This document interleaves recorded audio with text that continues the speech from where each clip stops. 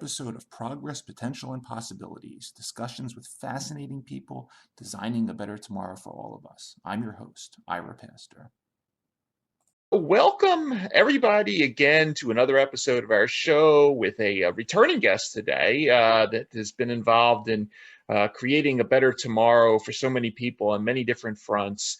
We have the honor again today of being joined by Dr. Hassan Tetteh, who is the Health Mission Chief at the Department of Defense Joint Artificial Intelligence Center, or JAIC, who serves to advance the objectives of the DoD AI Strategy, improve warfighter healthcare and readiness with artificial intelligence implementations and other technologies. Dr. Tetteh is also an associate professor of surgery at the Uniformed Services University of the Health Sciences. He's adjunct faculty at Howard University College of Medicine, a thoracic staff surgeon for MedStar Health and Walter Reed National Military Medical Center, and leads a Specialized Thoracic Adapted Recovery, or STAR team in Washington, D.C., where his research in thoracic transplantation is changing the way we look at both heart and lung recovery and saving numerous lives. In the past, Dr. Tetteh has served as Chief Medical Informatics Officer in the United States Navy and Division Lead for Futures and Innovation at the Navy's Medicine Headquarters, a Command Surgeon for the National Defense University, and as Robert Wood Johnson Health Policy Fellow assigned to the United States Congress in the Congressional Budget Office. Dr. Tetteh has served as a ship surgeon and director of surgical services for the USS Carl Vinson Battle Group in Operation Iraqi Freedom. He was deployed as a trauma surgeon in Afghanistan and Helmand and Nimrod's provinces in support of Operation Enduring Freedom. And he has supported Special Joint Forces missions around the world, South America, the Middle East, South Pacific, Australia, and Africa.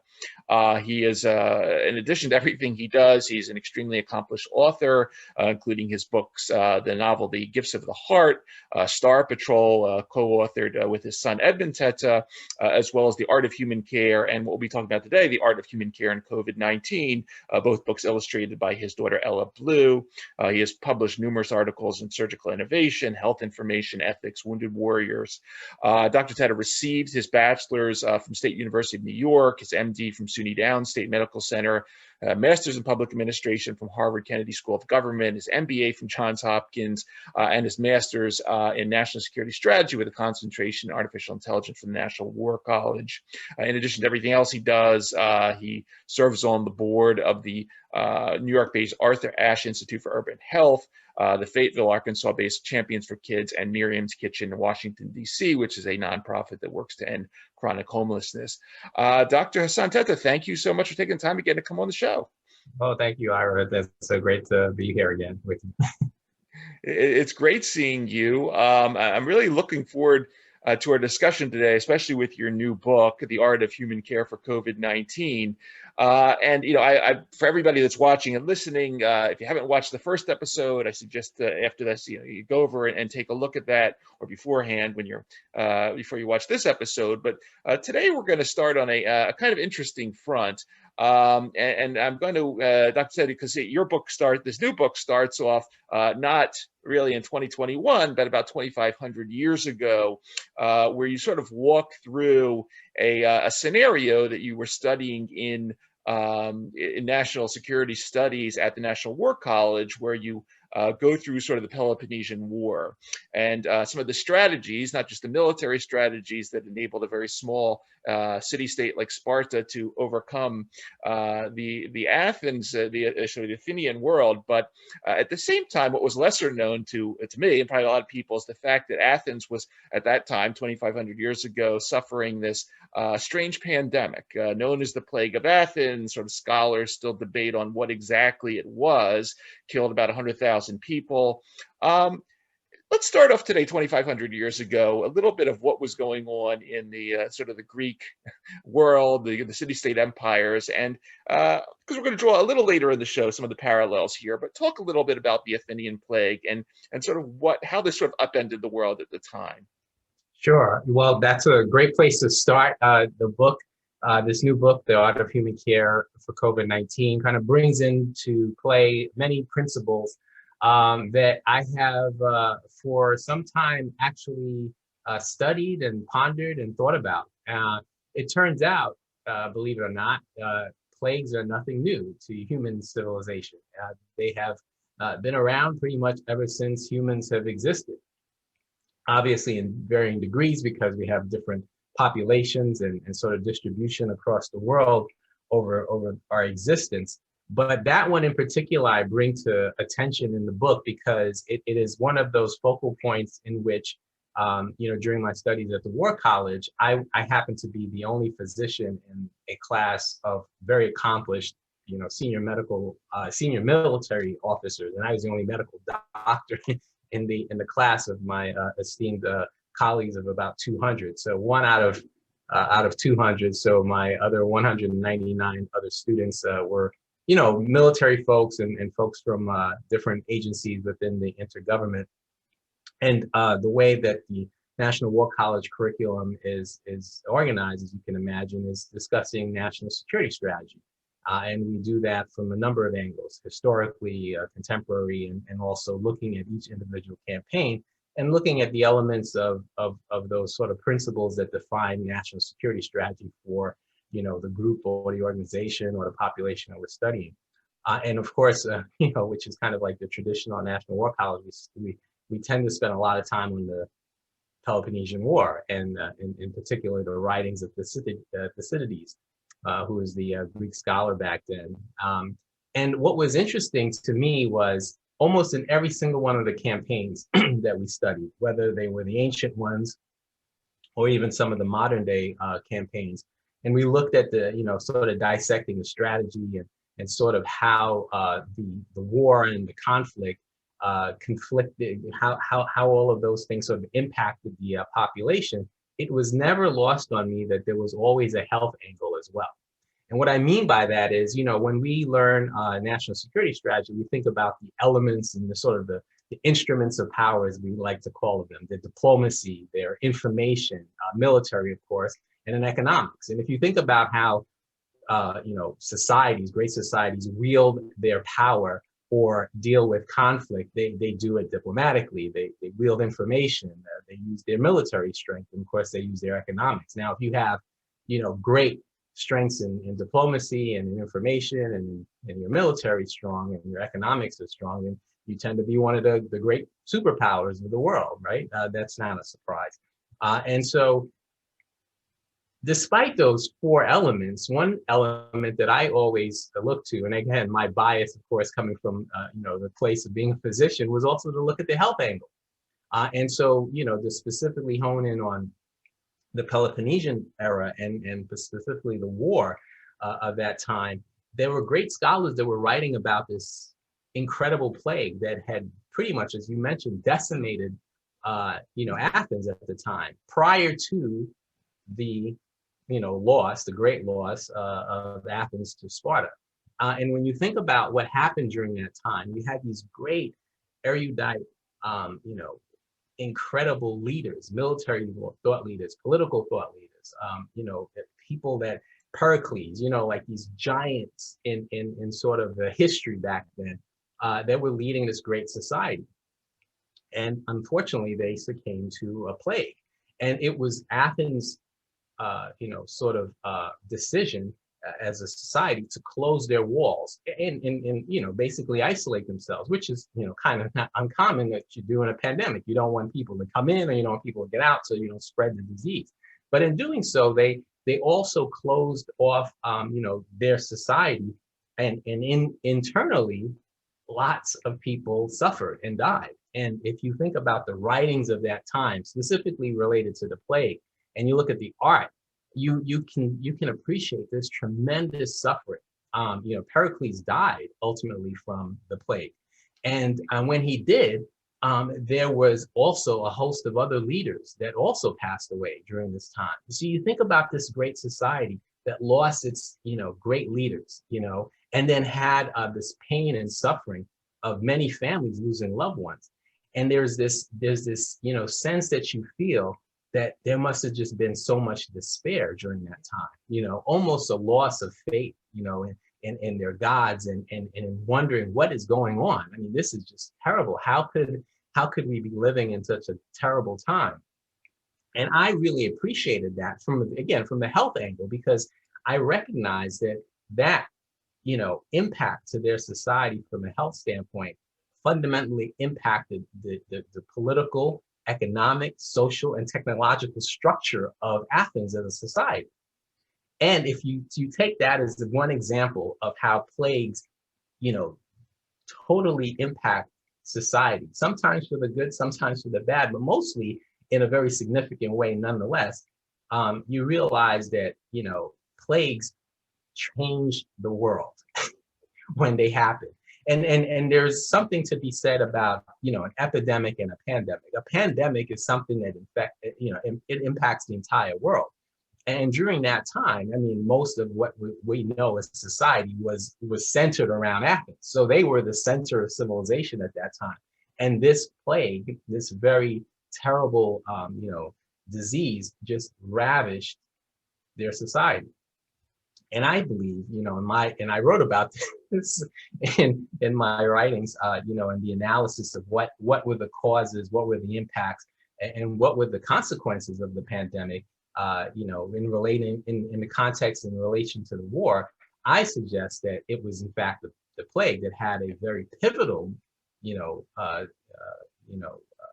contribution to the outcome of the Peloponnesian War. Now, some other scholars have also, hinted at that as well. But as you can imagine, being the only physician in a class of 200, strategists and national security experts, that was a hard argument to make. But nonetheless, I tried my best to make it. And, I write in the book, actually, this book, that I'd like to think, perhaps, some of my colleagues are around the world somewhere in their respective places of leadership now, thinking to themselves, there was this doc in my war college class. He would always talk about health and how pandemics and bacteria and viruses were great threats to national security. Maybe he was onto something. When you take into context, fast forward to our present day, and you think about what the COVID-19 pandemic has sort of, illuminated and sort of illustrated for all of us in sort of the current times. Now, one last thing I'll end with is that, again, plagues and pandemics are nothing new. They have impacted civilization, and they tend to sort of come in these cycles of 80 to 100 years. And it just so happens that, we were about due for one. If you think about the Spanish flu being the last, great pandemic of our sort of modern era.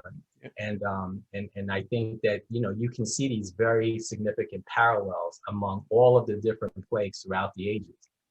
And so, yes, going back 2,300 or so years ago is sort of, what I start out talking about in the book. And I try and highlight, throughout, at least some of the modern day history, how these plagues have come about and how they've impacted society for good, for bad, and indifferent.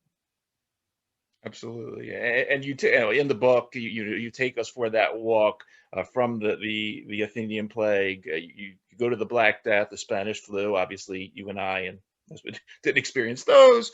Then we get into HIV, Ebola, and obviously into COVID. We'll talk a little bit about some of your messages about resilience a little later on. But what I want to go to first now, sort of jumping forward now in our time machine, you are an exceptional cardiothoracic surgeon. You saw these issues with COVID up front.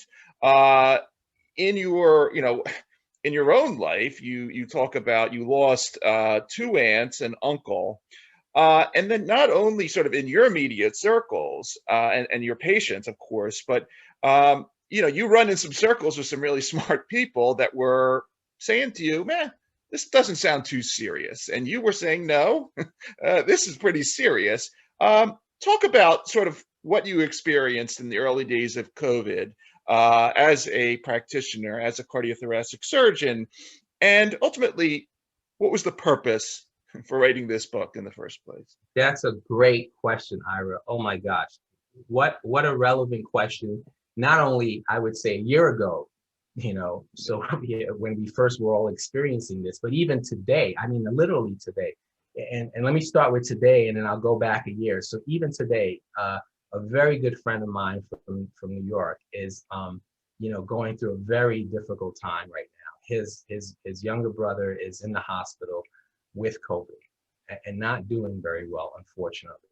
And over the weekend, and he's been in the hospital now for about a month. about a week, and has been, very sick in the hospital. And I had the opportunity to, with my friend, to talk to the physicians taking care of him, and it again illustrates a very key element of why I felt it was important to write this kind of book at this particular time. He's an individual who's a younger person who actually had known about it because they live in New York, and of course New York has been significantly impacted. But it's kind of emerged from that devastation about a year ago. But yet there's not as much vigilance as there was perhaps back then. And here he is, a young person who's now infected with COVID and now doing very poorly. And so even today it's still an issue. But a year ago, it was very different in terms of the people's experience. When I say the people, I mean the people of our country, in the United States in particular, how they were experiencing COVID. So I am from New York originally. I trained there for medical school and for residency, and so I have quite a number of friends still in New York, and I have family there. And when COVID started to sort of emerge as a real threat to us here in the States, you're talking about the sort of February, March timeframe of last year. People were experiencing it in a very different way. Of course, if you were in New York, or if you were in the West Coast, in the Pacific Northwest in particular, in the early days of COVID for the United States, it was front and center, right? Everyone knew that was something happening because the hospitals were being overrun. Those in healthcare were being stressed and stretched and broken because we were experiencing and dealing with something that we had never seen before. It was unlike any kind of pneumonia or flu or other kind of condition that we were treating before. And there were so many unknowns, like how is it spreading? How are people getting infected? How do we treat it? Because we were doing things that we did conventionally, thinking that we would get a good result, and we were getting poor results. But in the middle of the country and in other places, there was absolutely no hint that this was even an issue. And so, this brings me to your question, which was like, what was the purpose of writing this book? I was actually in the middle of not only seeing very complicated cases in the hospital through my clinical practice, dealing with loved ones that were now hospitalized and really, really sick in New York. I had this opportunity to talk to an individual, a friend of mine, who was living at the time in Oregon. And, there was literally no cases. There was almost no footprint of COVID there. And he happens to live in a very rural place in Oregon. So to make it even more of his perspective being totally different. So he's getting all this information from the news. I'm living it because I'm going to the hospital. I'm seeing these really sick, ill patients that are passing away and not doing well. I have family members in New York that are not doing well. And I'm having these conversations with my friends in New York, my other physician colleagues in New York, that are absolutely exasperated because they don't know how to take care of this, how to treat it, and how to sort of, take care of this challenge. And then I'm speaking to someone who I highly respect, really, smart, intellectual guy, who is just totally like, I don't get it. I don't see anything here. I don't understand why we have to wear masks. I just don't understand it. And it started to, for me, put together all of these pieces of my own current experience, my studies of being a pupil, if you will, or a self-declared, pupil of pandemics, and thinking to myself, this is exactly how all the pandemics sort of happened. This natural history of people were like, well, there's nothing going on. And then those that were suffering from it, feeling it, in a different way. And it dawned on me that this was all a matter of perspective. And so what I am attempting to do through this book is to provide a perspective that gives a balanced view of, a historical context, a modern day context, and then also speaks to the sort of commentary, the social commentary of the thing that is a common theme among all pandemics, in that they fundamentally change societies in a political way, in an economic way, in a social way, and in a technological way. And depending on where you are in the world, your experience for how you're dealing with that change that's happening is going to be different. And so this is an attempt to sort of level set and give sort of a broad, comprehensive picture of, in a brief way, obviously, of how pandemics emerge, how they have emerged over, how this one emerged, how they have emerged over time, but also what that perspective is attempting to do is to give you a great insight into how you can deal with it wherever you are. whether you happen to be in Alaska or you happen to be in Florida, whether you happen to be in Texas or you happen to be in New York, and sort of give you a sort of common place so that you can start processing what this pandemic means for you right here and right now, and give you ideally some of the tools that you talked about when you mentioned the word resilience to help you be resilient, because it's hopefully arming you with some information and knowledge that can give you, the ability to deal with this very difficult time that we are all living in, but that other humans have lived through before and fortunately have emerged from before. And continuing along those lines, so now we're just talking about obviously your purpose for writing the book. The theme of purpose comes up. You talk about 3 Ps actually when we're talking about sort of evaluating each of our own condition and our lives. You talk about purpose, personalization, and partnerships. And I'd like to touch on the sort of the first 2 because I sort of think they go hand in hand. Purpose and personalization. You go into the story. Obviously, you experience the deaths in your family, and then you talk about other things. You have a passion for running, but your marathon training is now over. Your wife, who was a nurse, laid off. Your children at home, like most of us, and we have to, we have something that we don't normally have at home anymore. Talk a little bit about the themes of purpose and personalization as it affected you in the early days and as you've gone through this last year. Yeah, sure. Another tremendously, great question, because, so in all of the things that were happening, as I described, we were all going through it certainly a year ago with COVID, and we're still going through right now. You're not at work, children are home. You may have been laid off. You have plans, and now your plans are canceled. Now I don't think if people really appreciate how important that is. I mean, we, especially folks in the States, we have plans. I mean, we have our calendar booked out, a year in advance potentially, and that's what I started out with 2020 as. I had just wrote another book, The Art of Human Care, and I had this great sort of book tour planned. And we're going to all these medical schools and all these graduation ceremonies. And when March occurred and the pandemic was declared and the NBA canceled its season, it was clear that the rest of the year was going to be quite different. And what you saw was this wave of cancellations, and I experienced that as well. It got to the point where there was no longer planning of anything. I didn't have any trips. I wasn't, all the reservations were canceled. Everything was just done. And what that did, in addition to change and upend the year for me, was it put me in a state of, and I think a lot of people share this, of disillusionment. I would say, anxiety, and probably, quite frankly, speaking candidly, just being depressed. I was like, man, I had all these great plans, and now I'm at home. I don't know what's going to happen. I don't know how long this is going to last. I'm separated from my team members, my friends and family, and all those folks that helped me create these plans that we were going to execute. How are we going to get all this done? And I found myself in sort of this funk. And that was around the same time I was talking to my colleague who's on the West Coast. And it dawned on me that I was experiencing something that was quite challenging, but probably not uncommon. I think a lot of us were experiencing the same thing. And then you're looking at all the news reports of people getting laid off and then people, dying and getting sick. And so I started to appreciate the fact that what I had wrote in my first book, The Art of Human Care, were the very same principles that I needed to apply right now to sort of help me get out of this funk.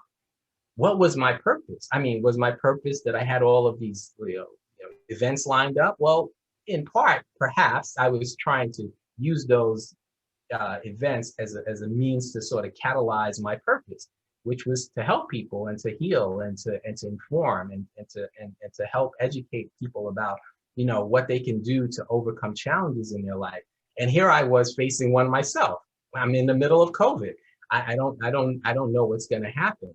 And I need to really quickly discover my purpose, because even though, all of these events were being canceled and we were being isolated, and there's a lot of anxiety and uncertainty around this event, I needed to sort of get grounded again. And so I needed to personalize what was happening for me, because my friend on the West Coast had a totally different experience. He needed to personalize COVID in his world. I needed to personalize it in my world. And in my world, what was happening to me was I had family members dying.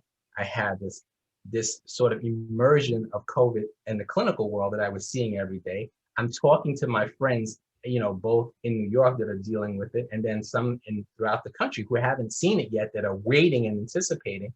And so I'm taking all of these things in, and I started to say to myself, all right, let's get grounded again, and let's get back to, some basics. And my purpose right now is to survive and to thrive. So I want to make sure that I don't get sick with COVID. And so in order to make sure that that happens, I need to do the things that I know is necessary to take care of myself. I need to eat healthy. I need to rest. I need to sort of diminish my stress, and I need to exercise. So I got back into that kind of regimen, because for a while I let everything go. I didn't have a marathon on the horizon, so I stopped running. Your days are all blending in, so you can let hygiene go. There's no you're not going to see anybody. And so I stopped all of those things, and I came back to the basics of, let's get a regimen going again. Let's wake up in the morning and have a purpose of making this day, mean something. So hygiene, go out and run, and I could run in my little neighborhood here. And that kind of invigorated me, because it made every day dissimilar from the day before. I run a different path, and that started to sort of engender this sort of purpose again. And then I started to feel like, what's really important is to start sharing these experiences with others. And so that was how I personalized COVID for me. And I started to realize that I was, coming out of my funk, and I started to feel like I had, again, a deliberate reason for, living again, which is really important, because I think a lot of people, and I've seen this sort of on the other side, have really taken this entire time really, really hard. Even just recently, I was telling one of my colleagues, anecdotally, in our transplant world, we have seen a lot of transplant donors that have succumbed to suicide and to substance abuse. And, that has always been one of the conditions, or one of the reasons why people become organ donors. But for me, it just seems like there's been a pattern of a lot more of that over the last year than maybe what I've noticed or appreciated in the past. And maybe it's because I'm just more sensitive to it, but I think that that's a clear reflection of what's happening in the world right now. And so there's a lot of challenges. So that again reinforces for me that my purpose must be to sort of stay healthy, to stay positive, to sort of stay resilient in this time. And personalizing this entire experience for me means that I want to emerge from this with sort of a sense of a way to impart to others some of these things that I've learned, both by being a student, a student of pandemics, experiencing the pandemic myself right now, and then thinking about looking toward the future of how we're going to emerge. And we will emerge from this in a good way, so that, sort of on the other side of COVID, we can look back and say, despite the death, despite the suffering, despite the difficult and challenging times, we've actually learned quite a bit, and now we're sort of on our pace and on our way to being even better. And that is one last thing I probably would end with, which is sort of a positive note. When you look at all of those pandemics across the world, and you think about how the societies at the time and the populations at the time suffered, you will also note a common, hopefully a theme that will repeat itself, and that is, as they did emerge, those that did survive, those that did endure, the societies actually became better as a result of it. And it came as a result of people being ingenious about how they would, take care of the problems of the time, and then apply those new principles and the things that they learned to sort of accelerate the pace of civilization. And I think we're starting to see that here. I mean, you take a few examples. I mean, the ability for us to collaborate and work, distance, without having sort of these barriers. The fact that telehealth in particular, something that has always been, sort of just, plodding along, has now, taken off. And I think that physicians have found they've been able to spend more time with patients in a capacity and in an intimate way that they couldn't do even in person sometimes. And so I think these kinds of things that have sort of helped us adapt during these times are going to endure and hopefully bring us to a better place on the other side of the pandemic. Yeah, let's talk a little bit more about that, because what you mentioned, that the sort of the third P you talk about, sort of the partnerships, these new models. You've been obviously actively involved in developing such new models, like with the STAR team, in finding ways to increase and decrease the amount of sort of heart and lungs that you lose due to the issues that go on with regard to sort of the whole recovery process. Talk a little bit about some of the other concepts that you're working on in this space in terms of new partnership models as we move forward.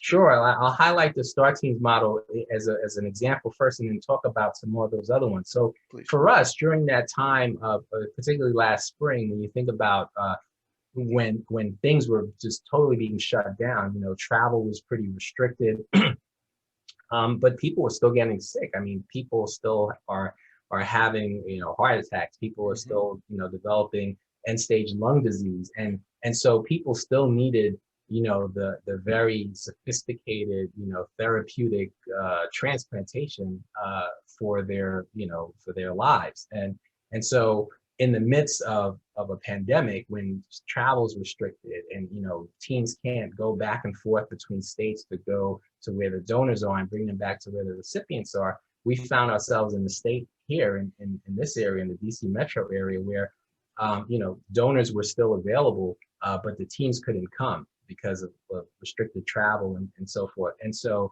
working with a partnership, with the local organization for procurement, the organ procurement organization, the OPLs, they recognized that our team had, had a cadre of talented surgeons, as well as some support that could help with this dilemma, which is we have organs that are donated, because of a tragedy, because there's a donor eligible, and we have a recipient that happens to be in New York or New Jersey or Pennsylvania, but there's no way for them to travel here to retrieve that organ. And if that doesn't happen, then unfortunately that donor is going to, is not going to be able to gift that organ to someone who needs it.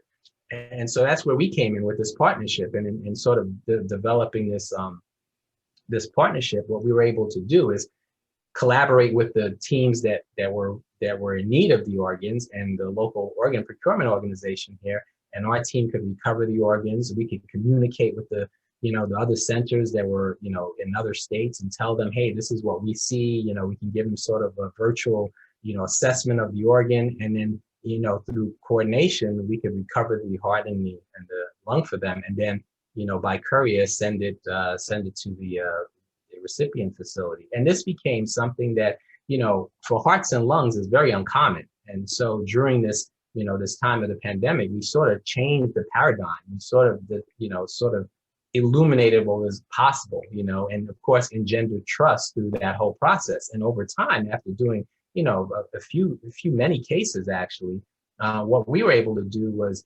show and demonstrate to other centers that, hey, you can have another team that's not your organic team go out, recover the lungs and the hearts for you, and then deliver them to your center, and do it in a way that's professional, that takes into account quality, and also gives you some assurance that you're going to have a good outcome. And that's exactly what happened.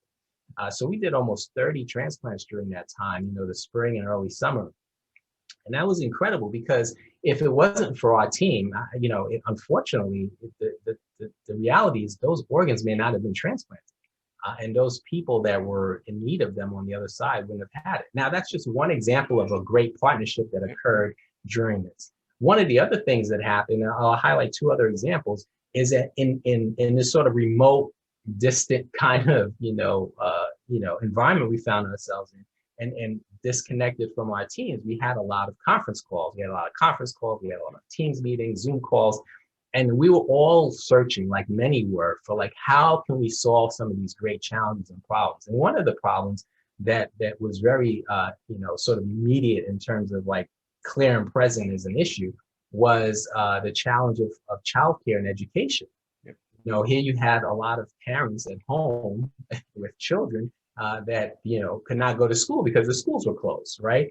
And talking to some of our partners, we realized that through our work in some of the artificial intelligence and some of the technology we had partners that were really good at delivering virtual technology. And so we made some introductions to some of the schools, and that actually engendered this relationship with them so that they could bring the technology that was much more advanced than what they were using to help educate the students. And this was just kind of like a collateral, thing and benefit that occurred from just having a conversation and just marrying these types of things. So again, that was another kind of organic partnership that developed, where we were just making connections between, a problem and a solution we knew existed.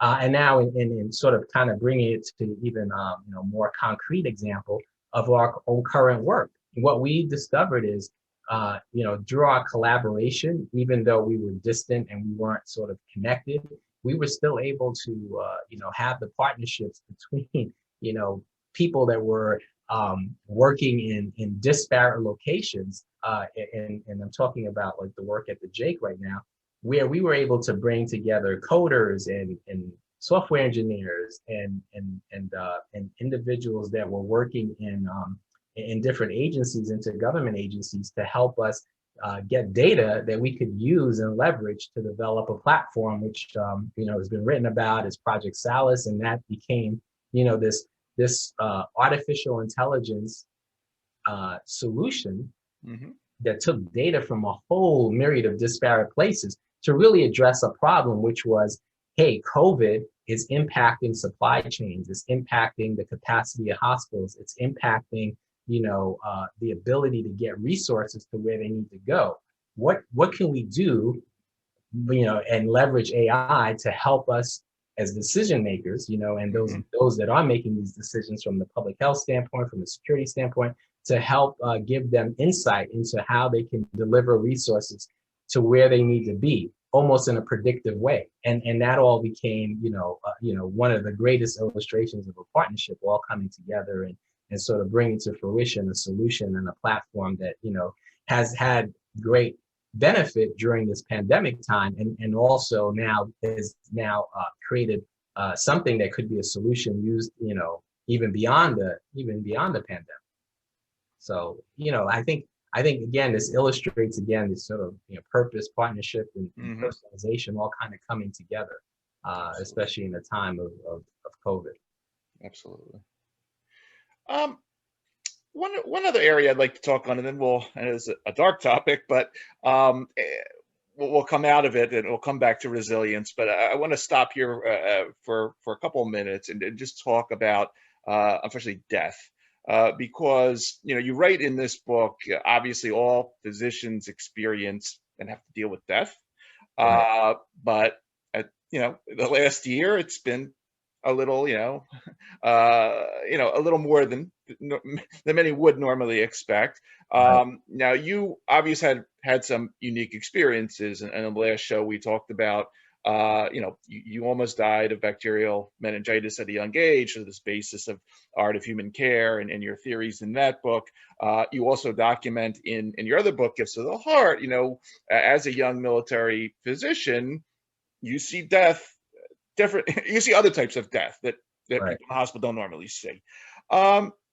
Take a few minutes, if you would, just to talk about insights, learnings, for the clinician that doesn't normally see, the 18-year-old dying because they can't breathe, or, all these other conditions that have, secondary conditions to the viral infection that, wow, more people are leaving than should. Take us a little bit on that, if you would.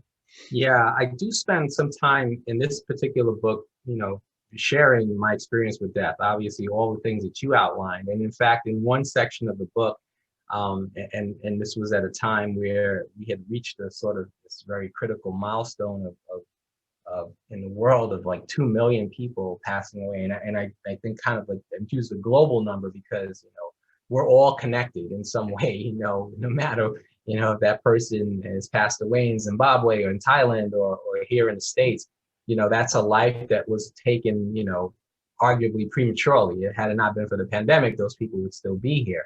And what I talk about is how, societies change, not because of all of those things that are around the pandemic, job loss and things like that. It's really because we have lost so many people in such a short period of time.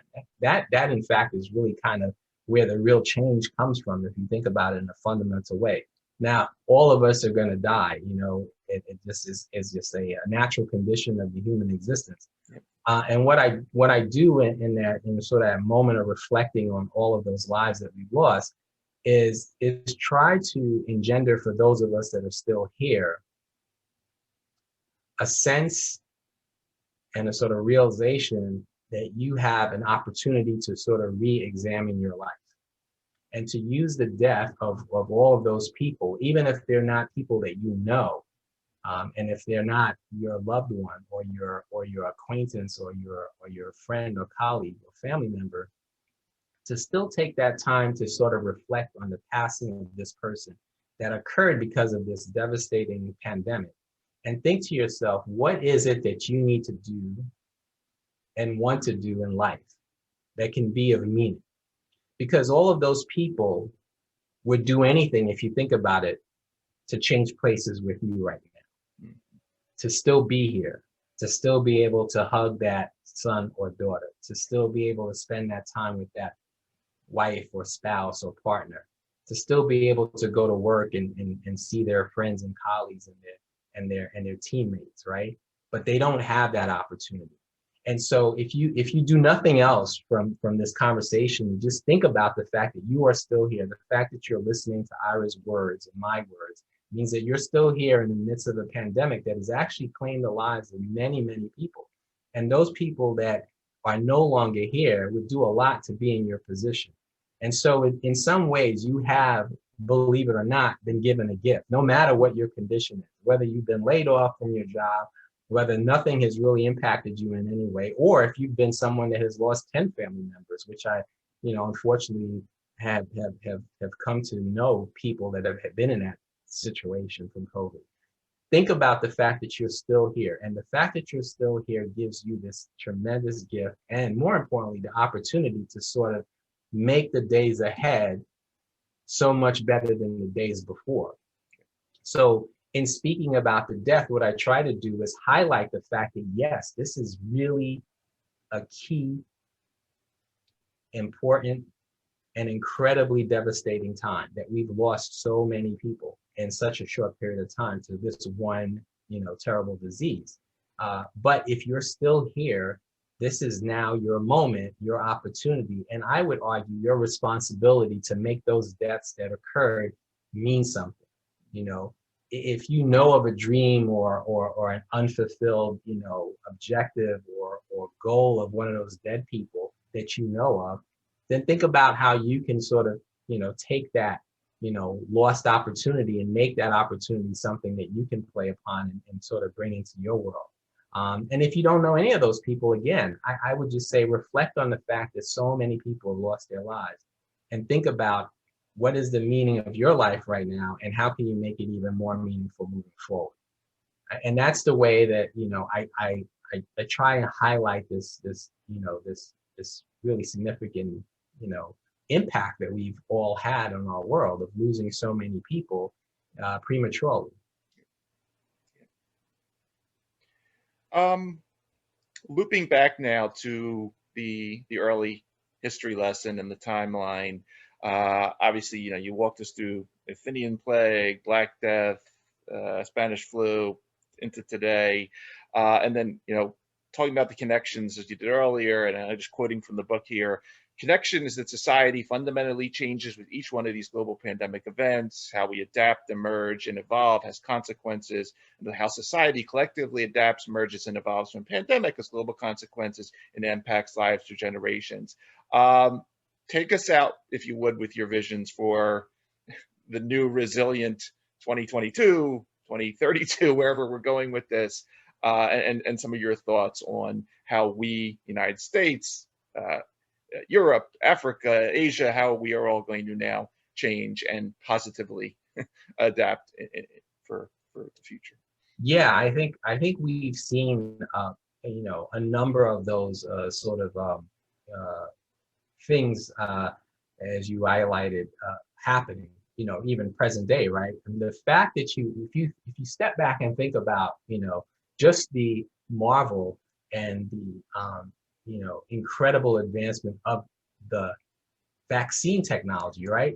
I mean, you cannot minimize how incredibly remarkable that is. I mean, we take it for granted, and then it's typically what you do with technology. It's like, oh, this iPhone thing can do everything that my computer and a whole mainframe of servers did, like decades ago. But it's just in my pocket, and whatever.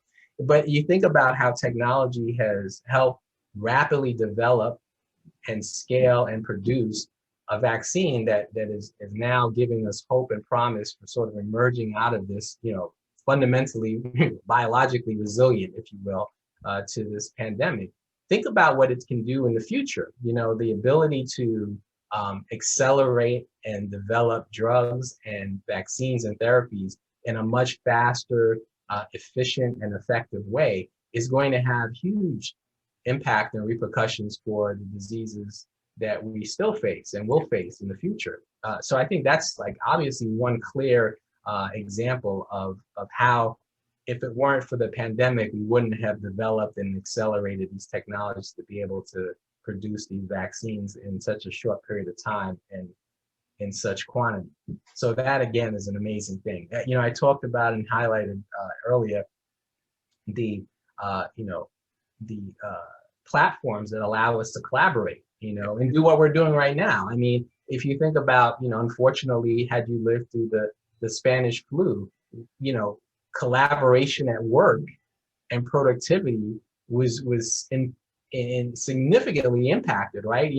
They had to stay home, so there wasn't a lot of things going on back then, but here we were still able to be productive. And if you think about economics, even despite the undeniable toll that it's taken to the economy, there has still been quite a number of advances in manufacturing, in supply chain, just revamping some of those things, and think about like how for good, bad, or indifferent, things like our e-commerce system has worked to sort of keep us not only sustained and in some ways comfortable during this pandemic, but it's made this a lot more of a bearable time. If you think that we didn't have an Amazon, for example, or Alibaba or whatever it is, how would you get things that you needed? People were really afraid to go to the store. People were going to the stores and supplies were not there, or they were limited. So you think about that and how that has advanced. And then, depending on what side of the fence you're on politically and socially, I think things are sort of have come up and emerged that have given us a lot more of an awareness about, just fundamentally how you think about, what politics should or should not be in your life. It's given you an awareness no matter what it is. And that could be a good thing. If you think about the fact that we had the highest voter turnout in the history of all elections in the United States, that's a powerful thing. That means in a democracy, more people are participating in the franchise. That can't be a bad thing in democracy. That's a good thing. And you think about socially, right?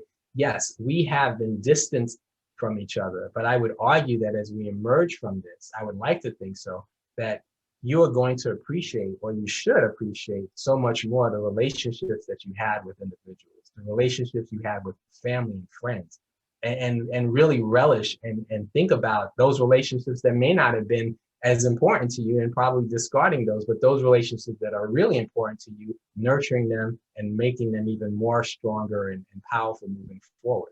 So I think those are some of the, you know, things that, among many other things, obviously, that we probably don't have a lot of time to talk about, that should give people hope, you know, as you emerge from this. And also an awareness that you should still be careful, because we are not completely, you know, done with COVID, as I referenced early on with my you know, good friend that unfortunately has a brother right now that's suffering through this. But it should not be lost that we are emerging from this. But I think we are emerging with a sense of renewed understanding of what's most important to us in our lives. Excellent message. Beautiful way to wrap things up.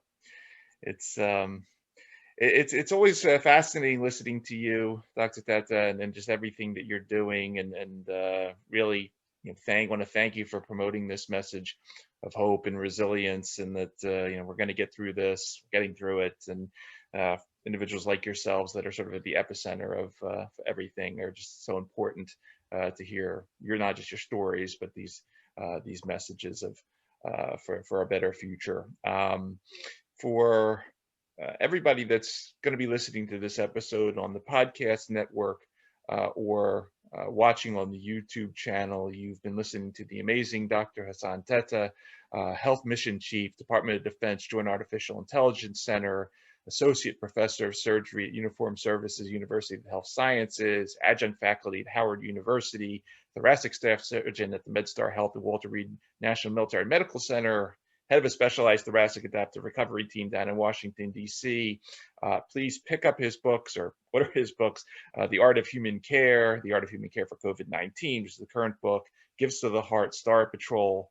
Dr. Tetteh, once again, I want to thank you for taking the time out of your schedule for joining us. Thank you for everything that you're doing there. And as we say, thank you for helping to create a better tomorrow through everything you're involved in. It's so inspirational. I want to thank you again. Thank you, Ira. Thank you for the opportunity to share with your audience. I really appreciate it.